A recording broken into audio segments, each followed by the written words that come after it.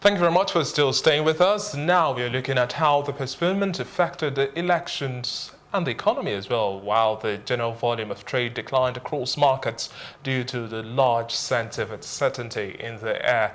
Investors and stakeholders are holding their breath, hoping that Nigeria will no further make any more changes because another could lead to serious implications for the economy. And joining us to discuss some of these details, we have Michael Famoroti. Good evening, he's an economist. Thanks a lot for joining us, Michael.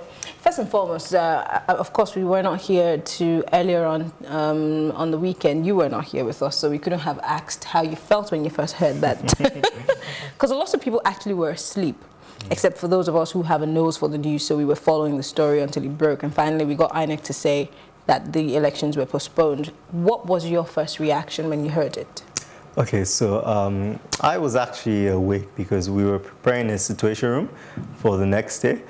So I first got the snippets at around 11 p.m. the previous day, but I took it as fake news. As the night went on, it became more apparent when we heard about the crisis meeting. It was clear that it was a significant possibility. So by the time the news broke, it wasn't as much a surprise.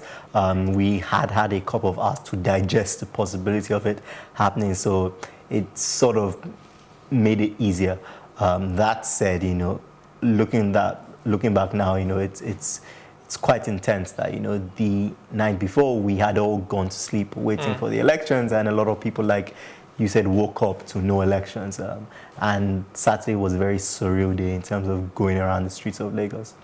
Now, talking about surreal experiences, a whole lot of businesses made huge losses. Now, we have the figure pegged at about 2.3 trillion naira that was lost just because of the whole shutdown of the system. How do you then think this would necessarily affect business? Because at the end of the day, waiting for the election, everybody's counting down to Saturday now. How does that affect market trends, especially looking at Forex market and then businesses in general? Yeah, so it's a sort of big question, so we have to break it down. If we're starting from the markets, right, we already saw a bit of an indication of what the effect was. The stock market was down over 1.5%, the banking sector was down over 3%, and that's a significant number, right? It's unsurprising, this is bad for investor confidence. During elections, normally foreign investors are jittery. They are concerned about how the elections are going to go, even in normal situations. When you have a circumstance where it's postponed at the final hour, you really set their bells ringing. So I was unsurprised to see that the market loss, and I think the fact that the U.S. market was on holiday probably helped us a bit. Because I do expect losses to continue at least for the next couple of days, perhaps pick up perhaps on Friday or Thursday. But that's on the market side, right? So it's definitely bad for investor confidence. But when we begin to look at the domestic economy, right, and the real economy, you mentioned businesses, being shut down and losing out. That's very true. I mean, on Friday, a number of people, and this is more by anecdotes than evidence, but I know that a number of companies worked half day, right, to allow their workers to get back home in time to prepare for the next day. And then, of course, on Saturday, there was no economic activity, events, weddings, those things were sort of dead. So there was definitely an impact in terms of Saturday essentially being a dead economic day. And if elections also hold a Saturday, it means? Exactly. So the reality is that, we do elections every 4 years, and it's a fair trade-off, right, to shut down the country for one day just to, pick your leaders, right? There are a lot of countries in the world that don't do that. In the UK, you have elections and people are going to work. It's a normal day. It's a normal process, right? But even if we have to give up one working day to do, it's a fair trade-off, perhaps. But when you have a situation where you're wasting that day that you've given up, and then you have to do it again, then it's really, really a waste, right? Well, let's just go back to the day that the election was cancelled. We keep talking about the big players, the companies, but then the average kunu seller, there was a lady who was photographed. She, I think that was in Abuja. She had brought her kunu, obviously, prepared to sell because she knew that people would be thirsty and all of that, and she just sat there in the middle of the road, obviously thinking about what she's going to do with this big basin of kunu. So there are all other tiny businesses who were also hoping to make a little money on that day. Obviously they've lost out. So what about those people? Because we're talking about the big companies and the people who shut down. Of course, there's a story of a lady who flew in to have her wedding, and then, that's going to be a problem because next weekend, most monies would have to be refunded if you cannot actually, if that day is already been booked by another person. So we're going to have a bit of a confusion on Saturday next week, right? Yeah, Next definitely. week, actually, Marianne, don't say next week. Before I jinx it.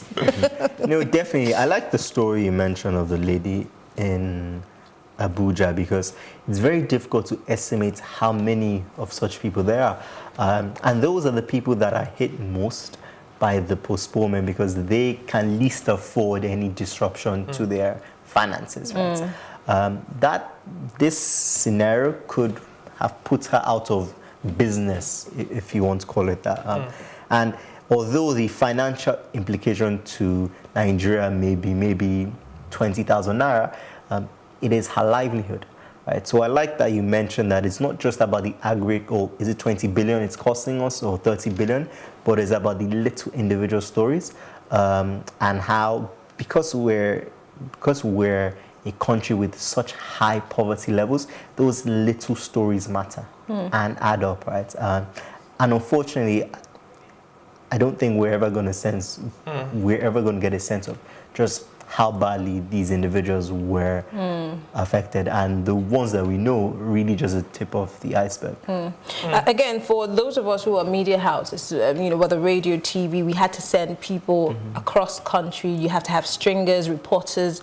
Some of them had already been booked into hotels, transport. So these companies or these media houses, they find themselves in a dilemma of sorts where they don't know whether it would be cheaper to send them back and then they'll have to go back on that Friday weekend, or just to keep them through the week. So it's double the amount that was budgeted or estimated for.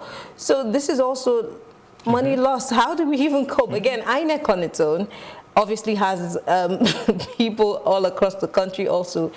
Look at what happened to the youth corps members. They don't have where to stay. Food, we saw in the videos, people were cooking, getting ready to feed them. So, and we saw the drama between the National Assembly and, the executive to approve INEC's budget. So where is INEC going to dip its hand into? Yes, so for INEC, it's interesting because we don't have a clear sense of how much they spent. But given that it was the final hour, you can imagine that they spent a significant chunk of their budget. The reality is that they need to get the money to run the elections from somewhere, and the elections have to hold. You mentioned media organizations especially, right? And I know that a lot of foreign companies as well had correspondents flown in, right? I heard on Friday that the Transcorp Hotel in the capital was full that weekend. I imagine it's going to be full again next weekend. And it actually brings up an interesting point for me, which is, and maybe this is a bit cynical, but there are groups that have benefited from this, right? They did not design it, but they are going to take advantage of it, right? So I'm thinking particularly the transport companies and the hospitality companies, and that is at least a benefit for them. It definitely does not compensate for the losses that we're going to get. And expecting some good business as well come this Saturday. Most definitely. Okay, so now let's quickly take a look at the stance of the National Assembly now. There has been condemnation from the side because they say at the end of the day, when you have such postponement, it means their break continues, or they can't even come back after recess because they were supposed to resume plenary on Tuesday, that's tomorrow. But with this postponement now, it means then recess continues. And we have the national budget still waiting. We have the minimum wage bill still waiting and all of that. And the National Assembly has said, well, they released the budget for INEC to the tune of 189 billion naira to just fast track this, with other security agencies' budget as well, totaling about 242 billion naira. So at the end of the day, they are saying that they did enough to ensure that INEC was going to have a successful election. So this is going to rub off wrongly on them when we're looking at budget passage and then the minimum wage bill as well. And it's definitely going to have further implications that they cannot even seem to start comprehending. How do you think this really would make sense, business sense, this time around? Yeah, so Nigeria generally struggles to pass its budget on time. I think last year we passed budget around June, previous year, in June, the previous year was May. So anything that, helps delay that is very unwelcome, right? And any excuse giving to the NAS to extend their recess is bad news, right? Because it essentially means that we are unlikely to get the budget before, say, Q2, right? And if we follow recent trend and add a week on top, then we're looking at maybe end of June, start of July for the budget, right? And this budget is even going to be more controversial because of the minimum wage amendment, right? So I'm not particularly optimistic about the passage of the 2019 budget, and I don't even think much attention is being paid to that right now. You could say rightfully so, given the importance of the INEC segment, the minimum wage segment, and the elections, right? But most definitely, when you begin to look sort of longer term, you see that this has a domino effect, right? And the unfortunate effect is that even what we normally delay on is really and we have to remember that our budgets are just projections, so any further delay would cause stronger ripple effects, isn't it? Yeah. Right, well, we have a report. We had one of our correspondents go to town to feel the pulse of the people as to how this has hit them business-wise. Here's that report. The previously scheduled 2019 presidential election, which was to hold on the 16th of February, but rescheduled to the 23rd of February, as expected by analysts, certainly had a negative toll on market trends from the start of Monday's trading day. It was a bellwether trading day as the all-share index plunged by 1.61 basis point to close at 32,190.07. Various sectors were also in the red terrain, particularly the banking sector, which dropped by 3.21 basis point. Other sectors which recorded losses were the insurance sector, which dropped by 1.13%, the oil and gas sector also dropped by 2.92%, the consumer goods sector dropped by 1.54%, while the industrial sector dropped by 1.16%.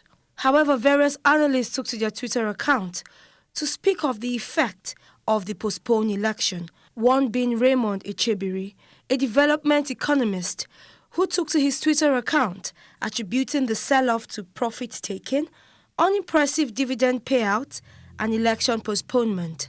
These being likely causes for the bearish trade recorded on Monday, which may likely continue.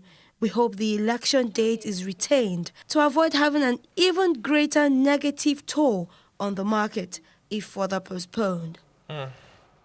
And that was our correspondent, Irene Ubani. Now, if we're looking at the all-share index plunging as much as 1.61%, going down, we also look at a drop in oil and gas sector, 2.92%, NSE insurance, 1.13%, NSE industrial, 1.16%. We also look at that of consumer goods. Really, this is having a toll. We can see the ripple effects already. Yeah, so interesting because the analysis provided just in the segment that we watched, the suggestion was that it was profit-taking. Of course, the market had gained quite a bit over the last week, and presumably the thought was that people were cashing in. I don't necessarily agree with that. I do think that maybe there was some profit-taking, but I struggle to discount the effect of the postponement, right? Simply because that is something that has dominated the narrative, and giving the sensitivity of investors to political activities, I would be very surprised if that did not play a role. That said, I'm not a trader. I was not on the trading floor, so they would probably be sort of the best people to indicate, why people were selling off. I do look at the banking sector, though, and the fact that that sector was down over 3% does indicate to me that it may have more to do with the election postponement. Okay, we hear that months before now, I think sometime in November into December, loads of these players in the stock market had pulled out their money to go elsewhere because of the uncertainties, like you earlier stated, in the stock market. So I'm wondering, who are the people who are still, you know, investing if the big boys literally have taken their monies and they're waiting for the elections to come and go? Yeah, so definitely, if you look at trading volumes in the market, we're looking at averaging between 1 and 2 billion naira, which is very small. I remember 2017, at least the second half of the year, we averaged about 5 billion. 2018, we averaged somewhere around 3.5 billion, right? So trading volumes have dwindled because a lot of investors have pulled out their funds. And the market performance today is more indicative of direction as opposed to any intensity of trading. I don't think today was a particularly bloody day. I don't think there was a lot of selling. The data doesn't suggest that there was much trading activity anyway, but where there was trading, people were selling. And I think that cuts across both foreign and domestic investors. On the domestic investor front, possibly we saw a bit of profit taking, panicking because of the election postponement and wanting to take their profits on stocks that had recently appreciated. And talking about consumer goods as well, we know last week Friday there was a whole lot of shopping, and some of those actually recorded their good profits as well. But do you think there would be a difference in market trends this time around, especially within consumer goods? Because if those who bought last week Friday were doing so expecting the elections would hold, what do you think will be the fate right now for businesses? Are they expected to still cash in as much as they had last week Friday? I don't think so, mainly because I don't think the volume of activity is going to be as significant. I think the postponement will lead to a situation where some people cannot or will not go and vote, whether it's people that decide to go back home and not return, or people that just decide that actually they are sick of the whole process and they don't want to participate, right? So, but that's my take, right? There's a perspective that actually this is going to rally Nigerians to come out in force, but that sentiment has not been my experience of Nigerian behavior, right? So because even at the National Assembly, they said you wouldn't expect them to resume on Tuesday and then have to go back to their constituencies again on Friday. It's just a cost that they can't really have to bear with. So, but at the end of the day, do you think all of these market trends really make meaning to the average Nigerian and they understand what really the implications are? Yeah, so I think there's still a very large disconnect between the Nigerian stock market and the real economy. And I don't think that's going to change anytime soon, right? If you look at the Nigerian market, right, our stock market capitalization is somewhere around 10 trillion naira. The economy is worth about 110 trillion naira. So it's less than 10%. If you look at South Africa, the stock market's capitalization is almost 2 times the size of the economy, right? So until we have a deep stock market that actually reflects the economy, until people like us are really heavily invested in the market, there's always going to be a disconnect. So what sort of shocks, cushions do you think we should be having put in place to ensure that we don't have such sharp falls in our markets across board? Well, so the reality is that Nigeria already does quite a bit to cushion that, in that there are limits to how far stocks can rise or fall, right? So there's a 10% limit down roughly, and there's 10% a limit up, right? So you rarely see the market crashing by 5 or 6% because of those limits, right? In the US, the market can lose 7% of its value in one day, right? Because that is what the market forces are dictating, right? Because Nigeria has in my view, phobia for true free markets, we have decided that we're going to put some restrictions just to ensure that the market doesn't trade beyond a certain limit. So we are not too much at risk of that, volatility. Interesting. So going forward, like you said, how do you think that Friday or Saturday will turn out? Will there be an apprehension for those like the Kunu lady and some other people who intend to make some money off that day?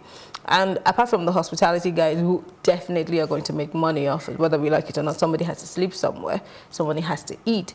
But generally, is there going to be some form of apprehension, whether it be by the guys who are in the stock exchange market or general businesses? Would you see an apprehension of, oh, let's just wait and see in case there's another suspension or another postponement? Is there going to be an apprehension of sorts, or people are just going to say, you know what, this time it's going to play out, so let's just all go out en masse? Yeah, I think the markets, they're just going to be in a wait-and-see mode like they were last week. I don't think they necessarily expect another postponement, but they are cautious about the results and the fallout of the election, right? So I don't expect much activity in the market for this week. In terms of the general sort of public pulse, it's difficult to call. Again, I've given my view. I think that you're going to have a situation where a number of people cannot or will not vote. I am hopeful, perhaps, that instead Nigerians sort of, are galvanized by this to go and vote. But I think just looking at the logistics of it, I think you'll find a situation where there's a cluster, not insignificant cluster of people that have been so affected by this that they will not turn out in the way they turned out last weekend. Do you have a PVC? I do. Are you going to vote? Unfortunately, we will be running a situation room that day, so I'll not be able to vote. So you're not going to vote? No. Wow. It's been a pleasure speaking with you, Michael Famoroti. He's an economist. Thank you very much for your contributions. We've been looking at how much the postponement affected business and will also affect this week's business. We are counting down, actually, passionately. Everybody wants to vote on Saturday, but it's telling on business already. We saw all share index plunging by 1.61%. Negative trend, but hopefully the markets regain some positivity by tomorrow. Hopefully. Well, that's it on this segment. We'll take a short break, and when we come back, more on Nigeria Decides.